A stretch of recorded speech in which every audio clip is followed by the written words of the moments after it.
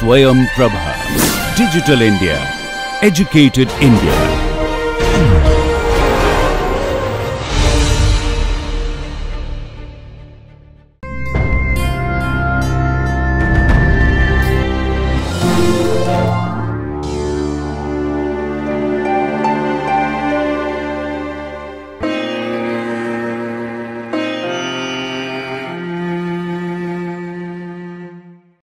Hello friends, welcome to this lecture series of BSc with Chemistry, discipline specific elective of quantum chemistry, spectroscopy and photochemistry.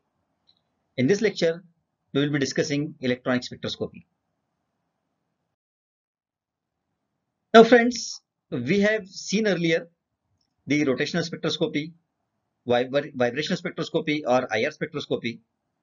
Then we have seen the Raman spectroscopy, and now we will see the electronic spectroscopy. Now, in this electronic spectroscopy, basically we see the transition between two electronic states. So, whenever a molecule absorbs the energy in the UV or visible range, it gains the sufficient amount of energy that, apart from rotational and vibrational, it get the transition from one electronic state to the other electronic state. And therefore, this electronic spectroscopy is that way very important in analyzing much of the aspects of the molecular spectroscopy. So whenever an atom absorbs the radiation in UV or visible region, the only possible transition is electronic transition. And basically each of these transition is accompanied by the absorption of radiation of a particular energy. Now, when atoms absorb this energy, say we are talking about, say, E is equal to hc upon lambda kind of expression we talk about energy for, and when we talk about the atomic absorption, a sharp single absorption line is obtained in the spectrum, and each of such transition gives a single line, and hence many a times the atomic spectrum is also called as line spectrum. However, things are not so simple in case of the molecule. Whenever a molecule possesses or this molecule absorbs the energy, we get the band spectrum. Now, if you see, the molecule possesses four different types of energies. We have seen the translational energy, rotational energy, vibration energy, and electronic energy. And also, according to Born-Oppenheimer approximation, we see that the total energy of the molecule is given by sum of all these energies. You can see here, total energy is sum of translational, rotational, vibrational, and electronic. But according to Born-Oppenheimer approximation, this translation energy is much smaller, and therefore actually the total energy is given by this rotational energy plus vibrational energy plus electronic energy. And also the order of these energies are, the translation energy will be much smaller than the rotational will be much smaller than vibrational, and the electronic state energies will be higher than all of them. You can see in this figure, these smaller lines in between two vibrational states are representing the rotational levels. Then these V is equal to 0, 1, 2, 3 are vibration levels, and then these are the electronic level 1 and 2. Correct. So the frequency for electronic transition, basically which is known as the Bohr frequency, will be of this type, E upon hc. Correct. And whenever a sufficient energy is supplied to a molecule, such molecule, they undergo the electronic excitation, and the electronic excitation usually are accompanied by the vibrational as well as rotational excitation. As a result, the molecular spectrum consists of very closely packed lines, or usually we get a band, and hence the molecular spectrum is also called as band spectrum. Now, the electronic band spectra of molecule are generally they are very complex, and they are investigated with the considerable difficulties. They are observed in UV and visible region of the electromagnetic spectrum. And usually the complexity of this electronic spectra is most of the time it is due to the fact that the transition between two electronic state is almost invariably accompanied by the simultaneous transition between vibrational and rotational energy levels, isn't it? And therefore we will now see the important aspect of this electronic spectroscopy. Let us see one of the very important principle, that is Franck-Condon principle, in this electronic spectroscopy. So the Franck-Condon principle is one of the most important part of this electronic spectroscopy, since in electronic transitions, basically all the electronic transitions they are accompanied by vibrational transitions, and large number of transitions are possible in it. However, Franck-Condon principle has actually given some simple qualitative rule for the most probable transitions. Now, according to this principle, the molecular electronic state is denoted by the potential energy curve. You can see here, this is potential energy curve, isn't it? And further, if you try to see in excited state, the bonding is quite weaker, and so the internuclear distance is larger than the ground state. If you try to see here, this is ground state, this is electronic state. Now, see, basically, when we study this electronic spectra, there are three possibilities. When UV or visible light absorption takes place in a molecule, there are basically three things. In the ground state, if you see the bond length is in this range at vibrational levels like here, they can be shown like this. Okay. Now, as the molecule absorbs energy, there are now three possibilities. Let us try to spell out all the three possibilities. In the higher state, there are three possibilities that the bond length will be shorter than the ground state. This is one. The bond length will be exactly equal in the higher electronic state, and the next possibility is bond length is little extended in the higher energy state. However, if you try to see the first possibility, wherein the bond length is lesser than the bond length which are available at the ground state energy, ground state electronic state, is actually forbidden, because after absorbing energy, it is quite contradictory to say that the bond length, that is the vibrational, are lesser even after absorbing the energy. And therefore it is actually customary, or it is actually as per our experience, that the molecular bond length are increasing, or little more vibrations, excited vibrations, will be observed at the excited state.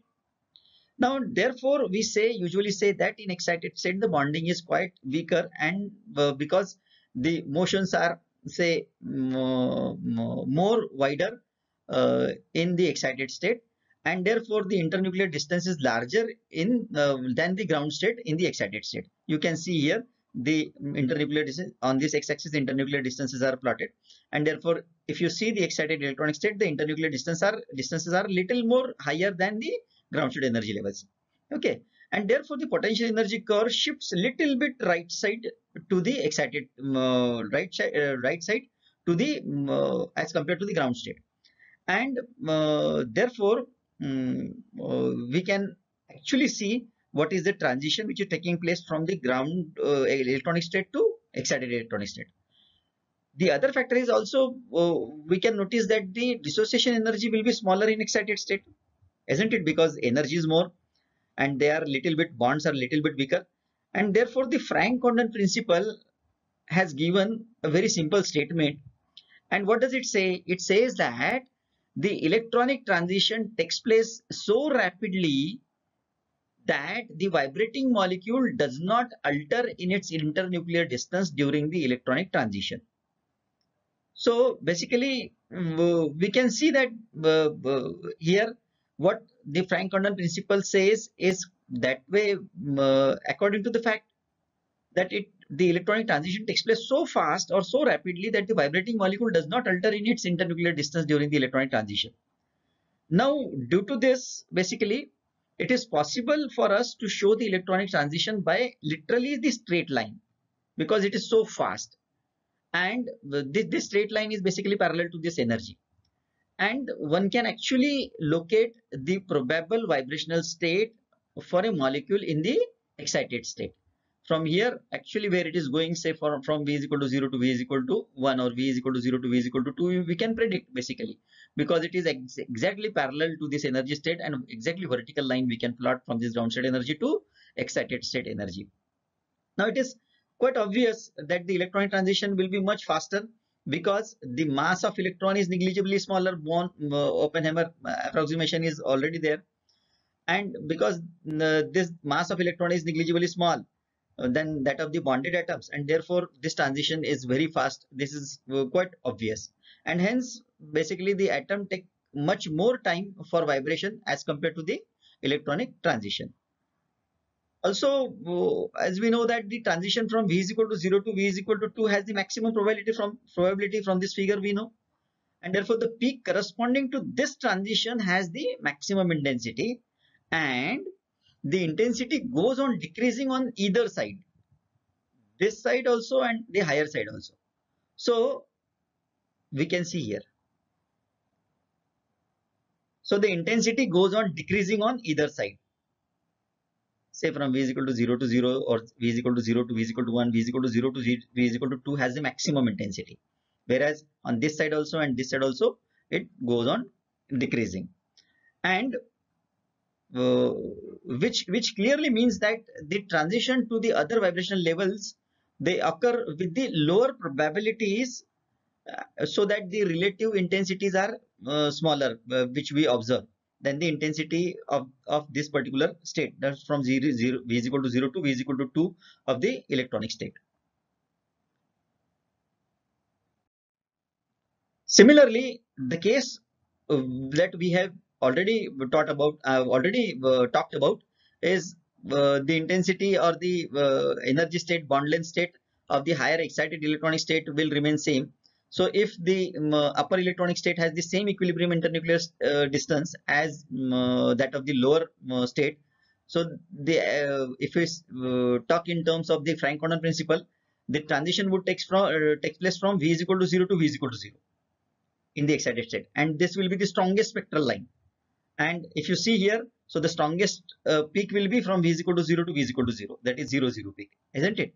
So when we read it as 0 0 from higher to lower state, and where this if the upper state transition is drastically greater, there will be actually the greater possibility of having this if the transition takes place from V is equal to 0 to V is equal to 0, the higher state. Apart from that, if we see for molecular orbital theory, according to molecular orbital theory, the atomic orbitals, they combine to form the molecular orbital, isn't it? Now, from this aspect of electron spectroscopy, the molecular orbital forms biaxial overlap of the atomic orbital, and they are called as sigma bonds, correct? We can see here sigma bonds formation. Now, the molecular orbital which are formed by the lateral overlap, they are called as pi molecular orbital. So the two atomic orbitals, when they mix to give the two molecular orbitals, they are basically called as the bonding and antibonding molecular orbitals, correct? So the antibonding orbitals are represented by an asterisk. So sigma antibonding orbital and then pi antibonding orbital. That is, the molecular orbitals, they are represented by, say, sigma, sigma star, pi and pi star. Also, from this particular part, we can see that there are non-bonding orbitals which are usually represented by n. Okay.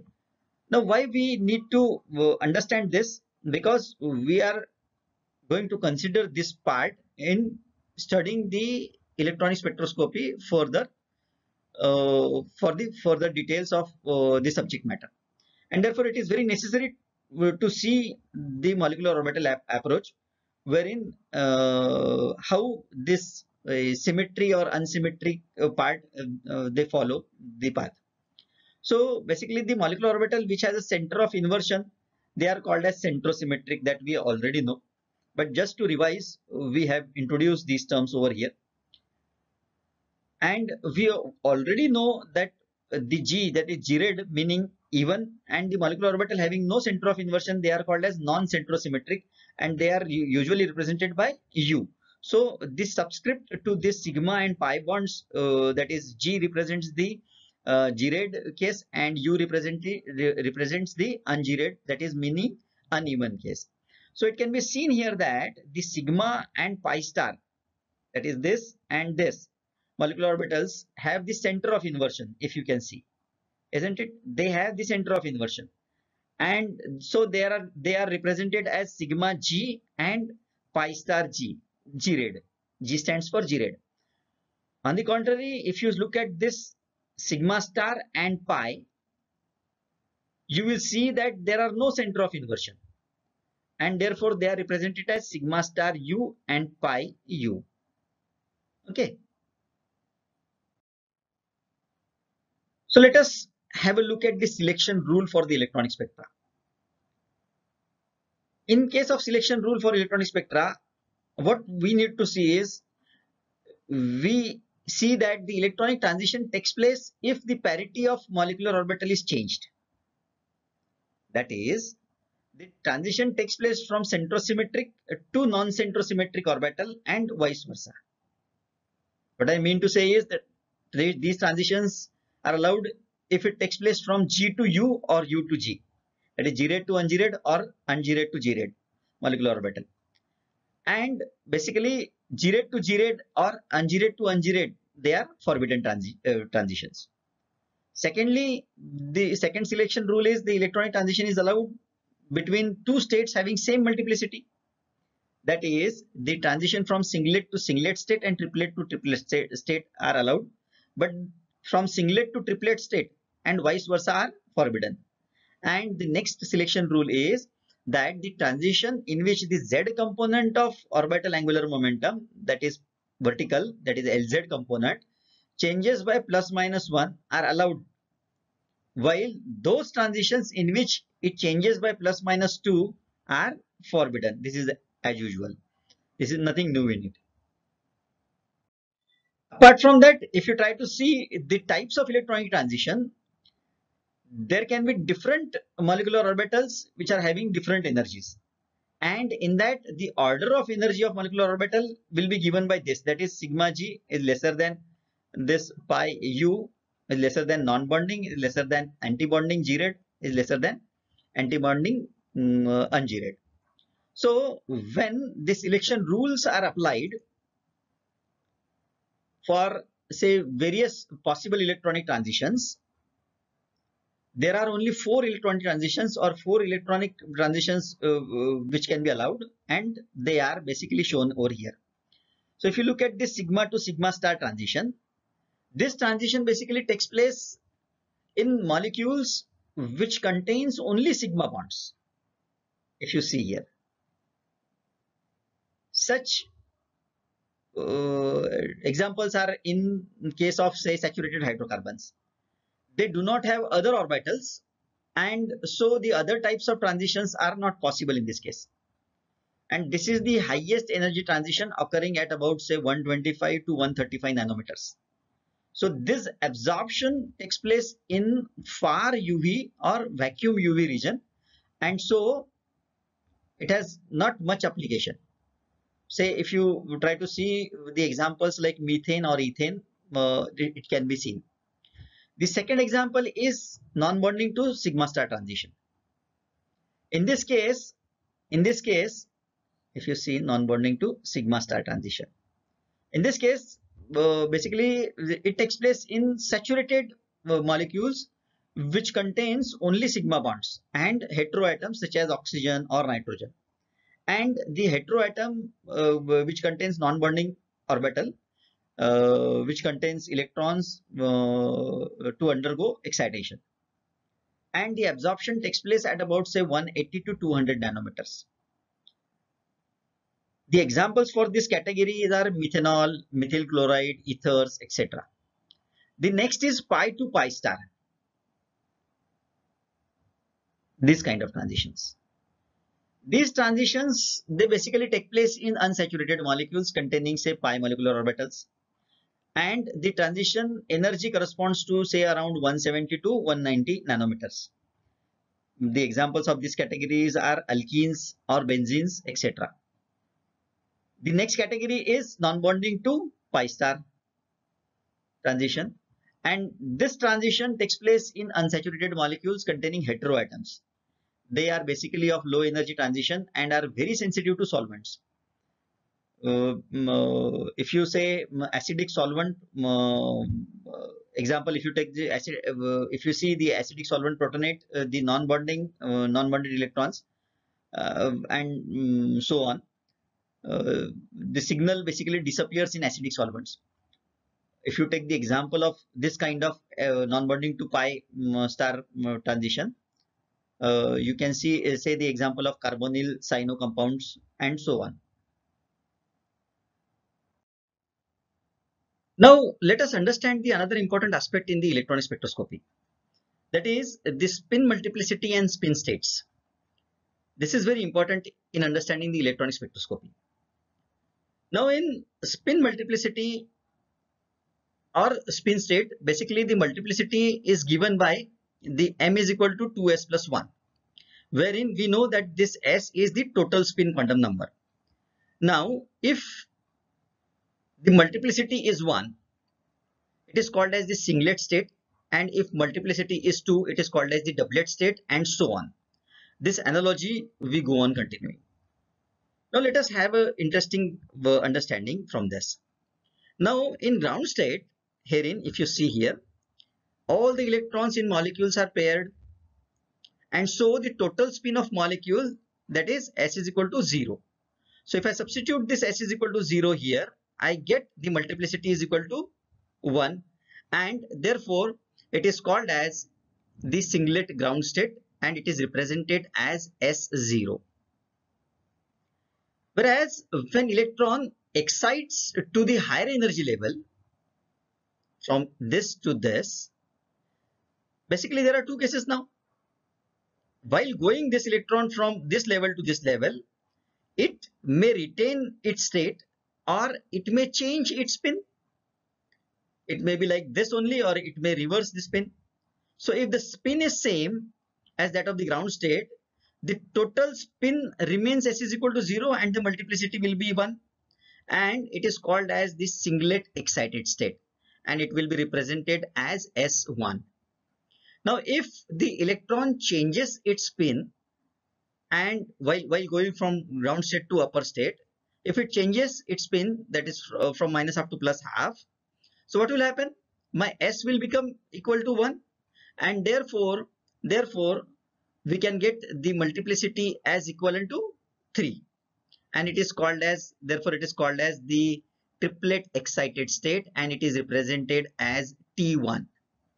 Now it has been observed that the energy of this triplet state is lower than that of the singlet state while plotting with in the energy profile. Now it is therefore interesting to see that this triplet state is more stable than the singlet state, and also the first, second, third singlet states are there, they are represented as S1, S2, S3, etc. While similarly the case will be of the triplet states that will be represented by T1, T2, T3, and so on likewise. Let us try to understand the very important aspect of the electron spectroscopy through Jablonski diagram. This diagram represented over here is known as Jablonski diagram, and we have already seen basically that earlier that the light absorbed by the system is used up in bringing up the photochemical reaction, but majority of the time the absorbed light may not necessarily bring about the photochemical reaction, but it may also lead to various other phenomena which are very interesting to see. What are these phenomena? So these various phenomena shown by the excited molecule are represented by this particular kind of diagram, which is known as the Jablonski diagram. Now if you see in this Jablonski diagram, the molecule will absorb the energy from the singlet ground state and in UV and visible region, and it will be excited to this singlet excited state. from S1, S2, S3 and so on. And after excitation, the molecule will return back to the ground state. And while returning, the various mechanism will occur. So we have tried to summarize over here. So these transition can be of two types. Now, non-radiative transitions and radiative transitions. And in non-radiative transitions, say we can have the internal conversion or inter-system crossing kind of transitions. And in radiative transitions, we can have fluorescence and phosphorescence phenomena, which are very interesting phenomena. Let us see the non-radiative transition. What are non-radiative transitions?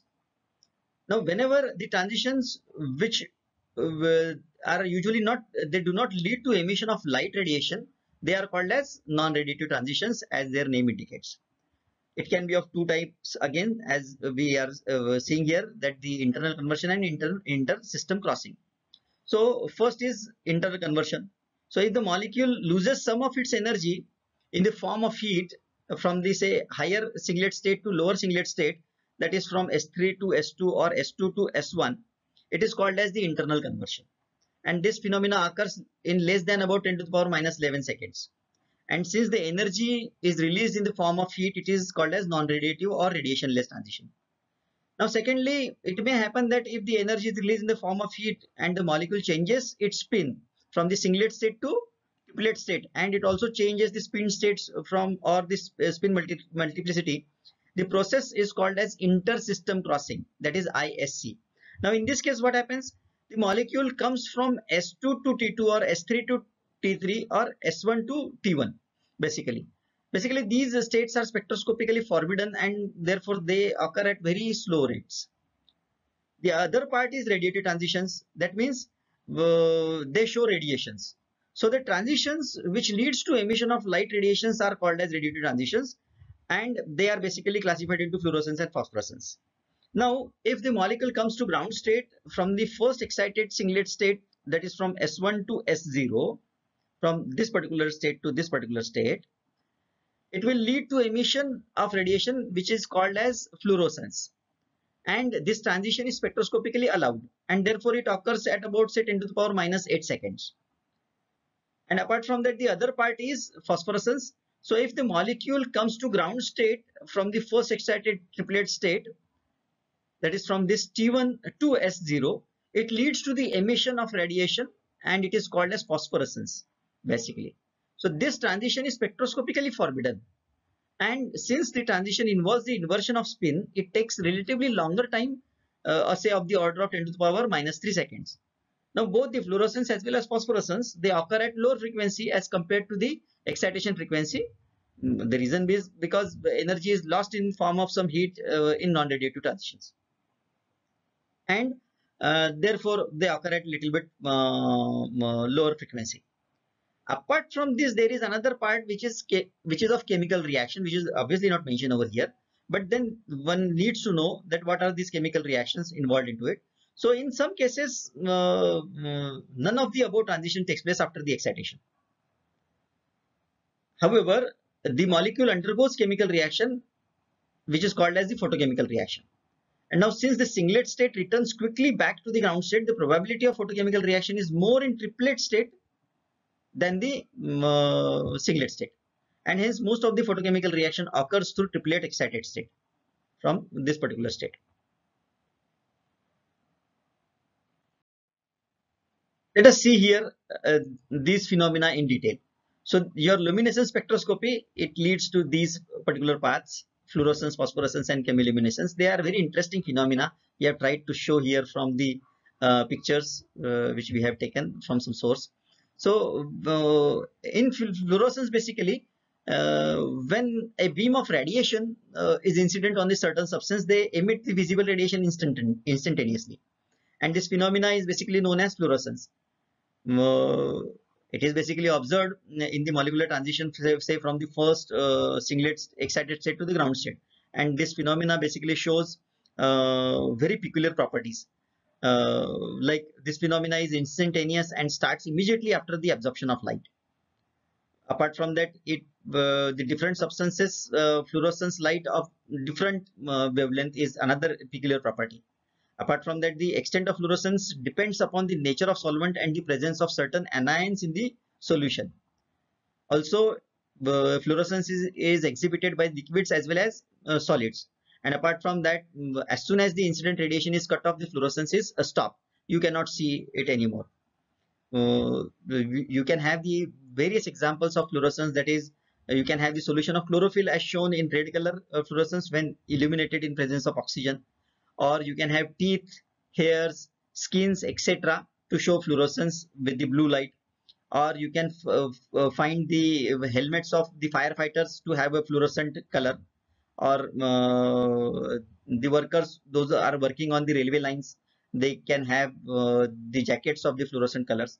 So fluorescence shows the intense green fluorescence in the dilute alkali solutions. They can be used for various purposes. There are various applications of this fluorescence phenomena. The difference in the fluorescence caused by UV rays in different type of inks which enables to detect the forged document. It can be in the forensic application. Also, the ringworm may be detected in the fluorescence caused by the UV radiation. Also, the fluorescence of the phosphorus is being used in the fluorescent lamp. Use of this fluorescence phenomena may be made to detect the presence of invisible radiation like UV rays. Apart from that, there are several other uses of fluorescence. If you try to look for this phosphorescence, the phosphorescence is a phenomena when a beam of light radiation is incident on a certain substance. They emit the light continuously even after the incident light is cut off.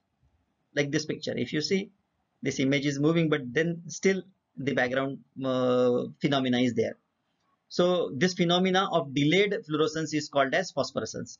So the substance which exhibits the phenomena are called as phosphorescent substances, and this phenomena occurs when the transition takes place from the first excited triplet state, that is T1, to ground state S0 that we have seen just now.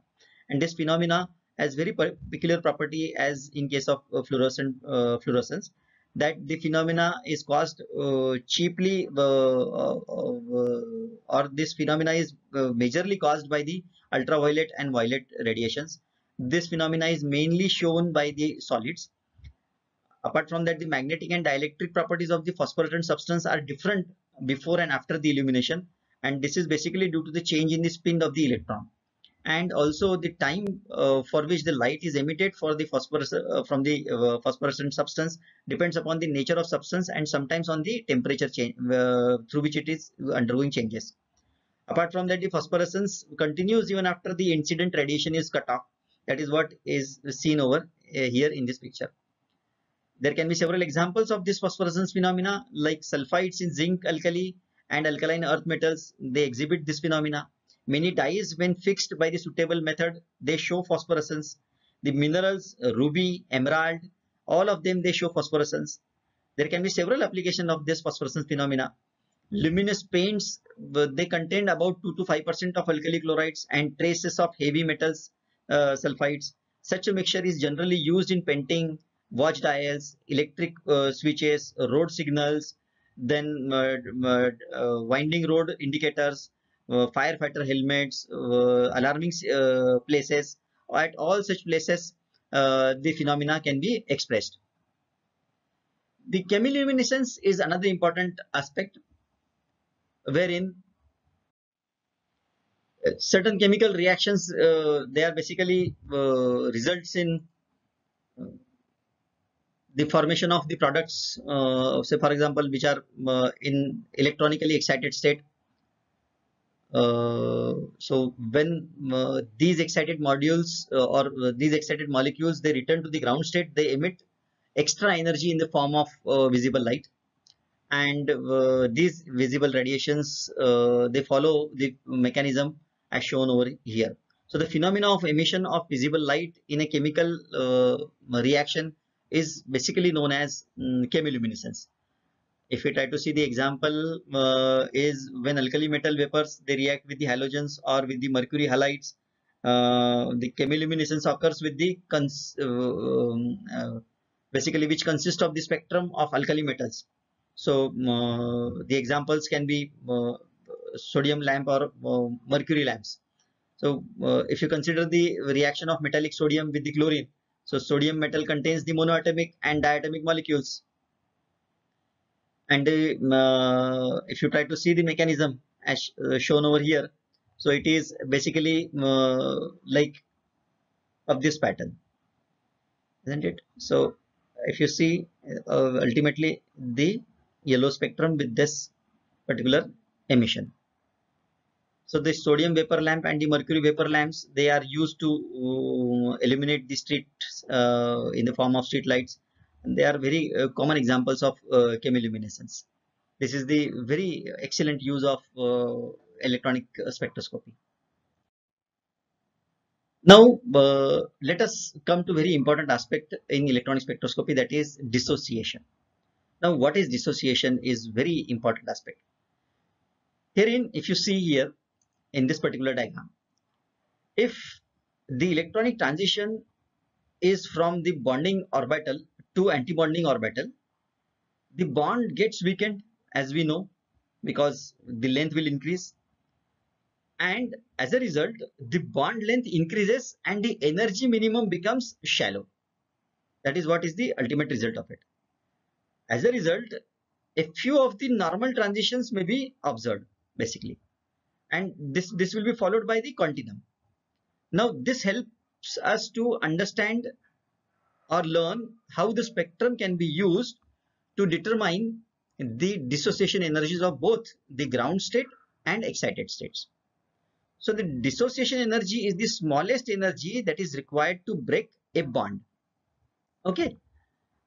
Whereas if you see the pure vibrational spectra, it yields the inaccurate values of the dissociation energy if you try to get it from the vibration spectra. So if you look at this particular figure, the ground and excited states potential energies are represented as the Moore's potential energy curves, isn't it? Yahan par, if you see, this is ground state, electronic state, this is excited electronic state. And we can see here that the potential energies across this y axis, the point on this y axis is on the onset of the dissociation, which is crossing this particular continuum, isn't it? And therefore you can see here it is beyond this bonding distances. So the energy of the excited state plus the energy of the 0-0 transition, that is this, correct? You see, so this is the additional energy. Okay, this energy plus this energy, that gives you the energy of the pure electronic transition in such cases. More often the dissociation limit is not reached until this point is reached, but in this case the number of vibronic transitions they are observed, and therefore in such cases too the dissociation energies can still be extracted. What I mean to say is the separation between the adjacent line of the anharmonic oscillator decreases with the increasing vibrational quantum number until it finally becomes zero when the dissociation sets in at this particular point. So the use of the energy expression of this particular pattern, that is equation number 5 for anharmonic oscillator, leads to this particular equation number 6. So this is the equation of straight line. This is particularly the equation of straight line. If you try to see, if you plot this as y and this as x, we get this as slope and this as intercept. So we should be obtained the plot like this, and the slope of this particular graph will be given by this particular part and the intercept will be this particular part, and this particular plot is known as Birch-Sponner plot. And the extrapolation of this Birch-Sponner plot on the x-axis yields to your nu max plus 1, that is plus 1 additional state. So this maximum frequency or the maximum vibrational quantum number for the upper electronic state, from which the continuum limit can be obtained using the value of this omega E, the dissociation energy can be calculated using this particular equation. So ultimately, what we have seen here is a molecule absorb the energy in UV or visible region to such an extent that it crosses this bonding continuum and leads to the further breakage or cleavage of the bond. This is what is the phenomena of dissociation in electronic spectroscopy. Whereas if you try to see the another important aspect in electronic spectroscopy is pre-dissociation. Now what is pre-dissociation? If you look at this figure, it will be very easy to understand. Now in some cases, every transition leads to dissociation when the excited state is unbound. Say for example, if you look at this particular state. Apart from that, in some cases it is observed that the transition starts off very normally and it follows a continuum, and then the normal pattern is resumed like this particular state. So this is due to the phenomena which is known as pre-dissociation or the relaxation kind of phenomena. Basically the pre-dissociation is the relaxation phenomena. Basically it is a relaxation to a state with the enough energy to break a bond. It actually arises when two electronic states cross, or usually one of the electronic state is stable and has the well-defined potential energy diagram, and the other state is a typically repulsive state, and this transition is initially to the stable state and then transfers across to the repulsive state where the dissociation occurs. You can actually see over here. So the potential energy curve of the excited state may cross with an unstable state. If you see over here, may cross the unstable state where the molecule crosses over the unstable electronic state and the dissociation occurs. And apart from this, the region which is above this crossover point, the normal transitions, they can be resumed. And therefore, in conclusion, we can say here that the dissociation energies of excited state molecule can be obtained by Wigner-Spooner plot, and the ground state dissociation energies can be obtained if the excitation energies of the atoms are known.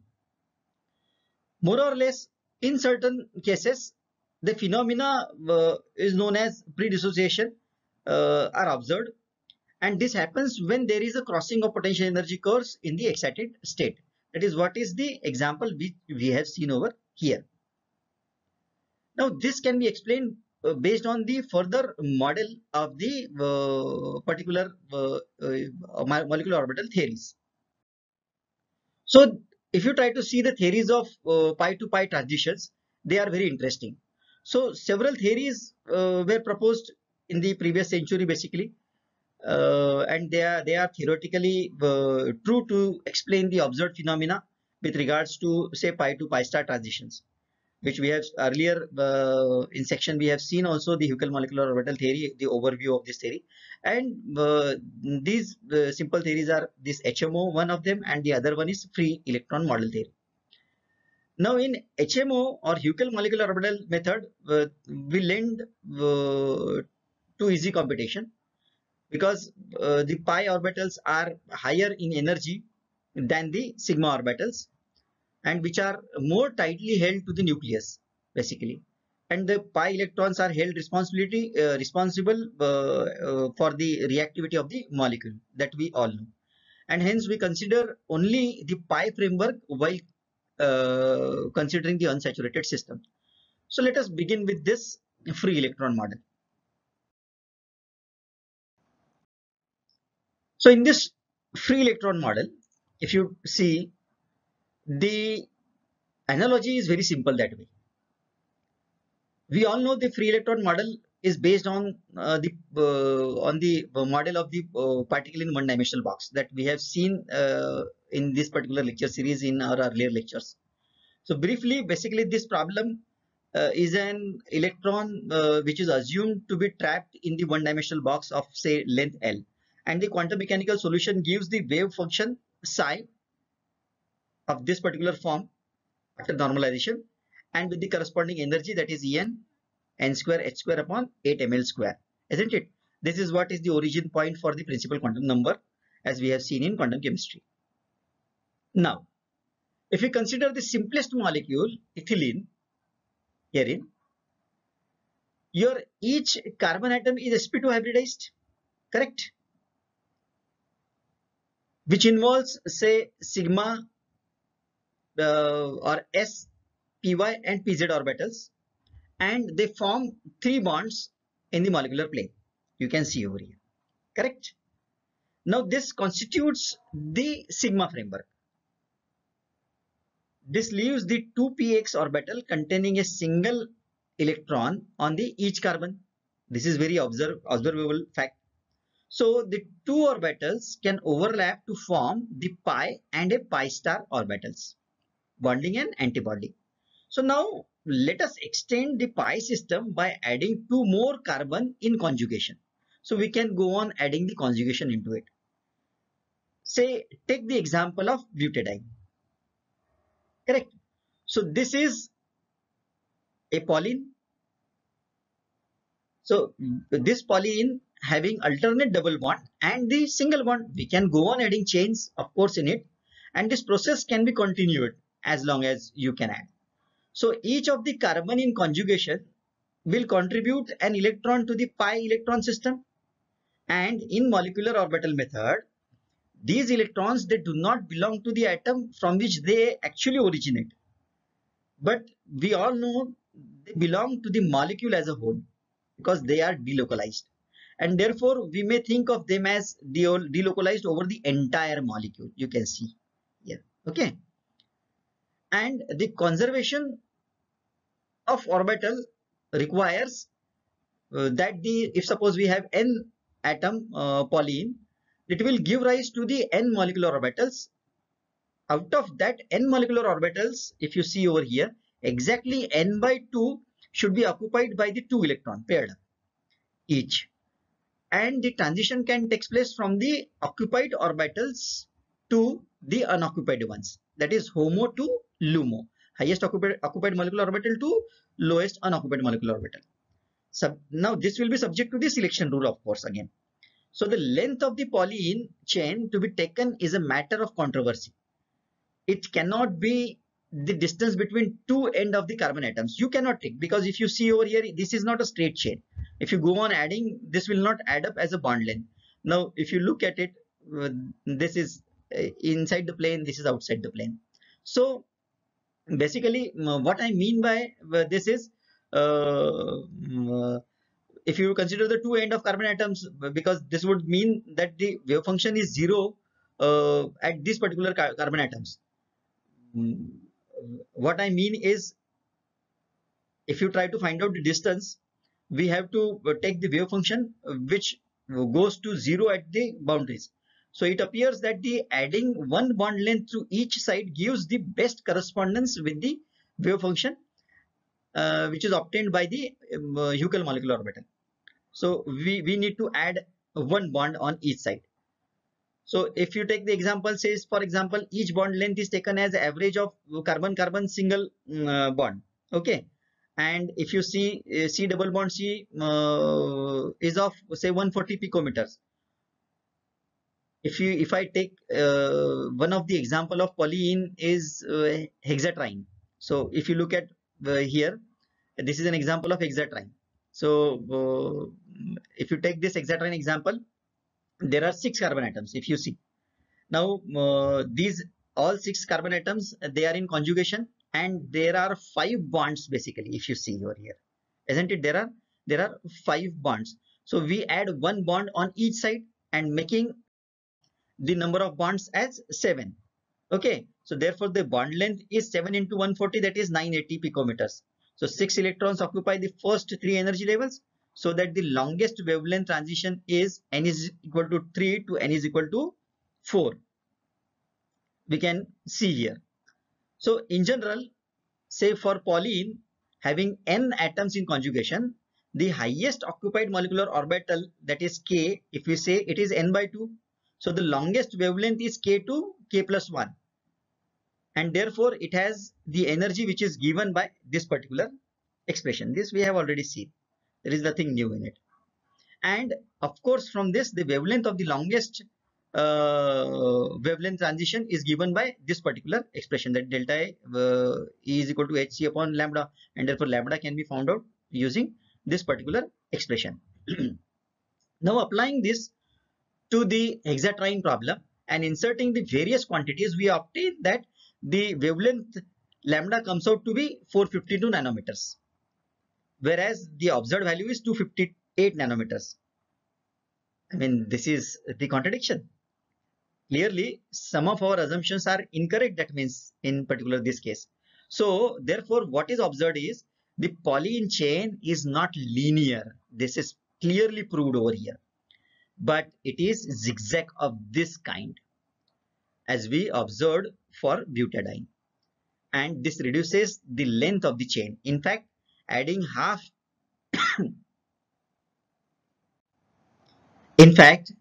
adding half a bond length on each side of this particular bond instead of one, it will decrease the length of the box, and it will that way bring the calculated value from say higher one, that is what we have obtained is basically 452 nanometers, and it will come down this way to 333 nanometers. This is somewhat in consonance with the experiments. Even now, this is not in agreement with the experiment, and this is not too satisfactory, but then still it has come down to a certain extent. So the free electron model, that way if you see, it tries to explain the effect of conjugation, because the increasing conjugation increases the length of the box, and the wavelength is proportional to L. You can see here from equation number 10. However, both the length of the box and the state, that is 2k plus 1, depend on the length of the carbon chain, of course. And therefore, in conclusion, if I want to say about the free electron theory, we can say that the free electron model correlates the relation between the length of the particular bonds, or the length of the molecule, and it predicts the correct effect of increasing the conjugation of the transition wavelength.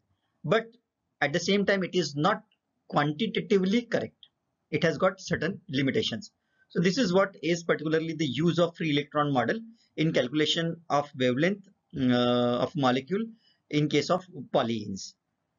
That's it, friend. This is the end of this discussion of electronic spectroscopy. Thank you.